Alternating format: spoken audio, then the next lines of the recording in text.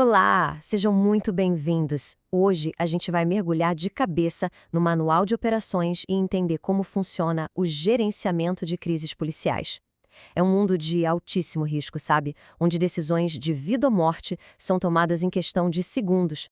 Para começar, vamos imaginar a seguinte cena: um assalto a banco que deu totalmente errado. Agora tem reféns lá dentro. E aí, o que acontece naqueles primeiros caóticos 5 minutos? É exatamente isso que a gente vai decodificar hoje, usando como base a doutrina oficial, o manual que guia cada passo como vidas estão em jogo. Bom, o primeiro policial que chega ao local é chamado de primeiro interventor, e para ele a pressão é gigantesca. Nessas horas acontece um fenômeno chamado compressão do tempo, sabe? Aquela sensação de que os segundos se arrastam ou simplesmente desaparecem. Para combater isso e organizar o caos, as ações deles são guiadas por um processo de 5 passos. E o que a gente vê aqui é basicamente um método para colocar ordem no caos. O passo a passo é bem claro. Primeiro, tem que identificar o que está acontecendo. Depois, acionar ajuda especializada.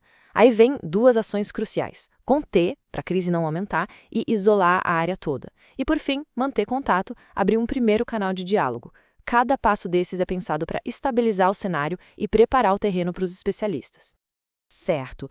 Com a cena estabilizada, chega o gerente de crise. É ele quem vai abrir um manual tático, por assim dizer, e lá ele vai encontrar 4 opções principais, as chamadas alternativas táticas, que são organizadas numa ordem de prioridade bem específica.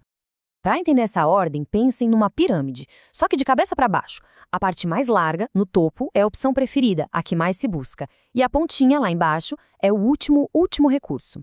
Essa imagem já diz quase tudo sobre a filosofia por trás da doutrina. E olha só como essa pirâmide se organiza. A base de tudo, a opção número 1 é sempre a negociação. O diálogo vem primeiro. Só quando a conversa se esgota é que o gerente começa a considerar subir o nível, escalar o uso da força, passando por esses estágios que são muito bem definidos. Então, o ponto central aqui é que a negociação é a alma do gerenciamento de crises. Vamos dar uma olhada mais de perto para entender por que ela é tão, mas tão vital. Essa citação aqui de um texto clássico sobre o assunto resume tudo, né? A ideia é, mesmo quando parece que não tem mais jeito, que a conversa acabou, você tenta negociar mais um pouco. O foco total é resolver a situação na base do diálogo e, claro, ganhar tempo. E falando em tempo, ele é o maior aliado do negociador. Com o passar das horas, os ânimos tendem a se acalmar. Isso pode até levar a um fenômeno psicológico muito conhecido, a Síndrome de Estocolmo. É quando o refém cria um tipo de laço com o captor. E por mais estranho que pareça, os negociadores podem usar isso para conseguir informações e construir uma ponte para uma solução pacífica. Agora, atenção para uma regra de ouro que não pode ser quebrada de jeito nenhum. Quem gerencia a crise não é a mesma pessoa que negocia. O gerente de crise toma as decisões estratégicas, de fora, e o negociador, que é treinado especificamente para isso, fica na linha de frente da conversa. Essa separação é fundamental para manter a objetividade. Mas e quando a negociação falha? Ou quando ela simplesmente não é uma opção? A gente viu casos trágicos como o de Eloá Pimentel aqui no Brasil, em que um cativeiro longo acabou da pior forma. É nessas horas, quando as palavras se esgotam, que a doutrina prevê a escalada da força. E aqui, a chave vira completamente. O objetivo deixa de ser ganhar tempo e acalmar os ânimos e passa a ser neutralizar uma ameaça direta para salvar uma vida. A gente sai do campo da comunicação e entra no campo da intervenção física, onde o risco, claro, é muito maior. O primeiro degrau nessa escalada são as chamadas tecnologias não letais. Pensa em tasers, gás lacrimogênio, granadas de luz e som. O objetivo aqui é incapacitar a pessoa, ganhar o controle da situação, mas tentando ao máximo minimizar o risco de um ferimento grave ou morte. É um passo intermediário muito importante. Subindo mais um degrau, a gente chega no tiro de comprometimento. O nome já é pesado, né?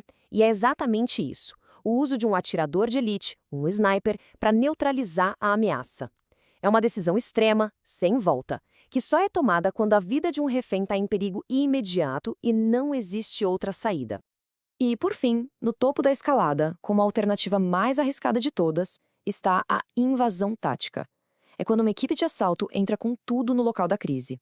O risco aqui é altíssimo para todo mundo, para o refém, para os policiais e para o próprio agressor.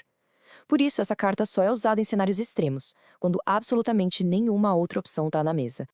Uma coisa bem importante de entender é que uma crise não é só aquele momento de tensão máxima.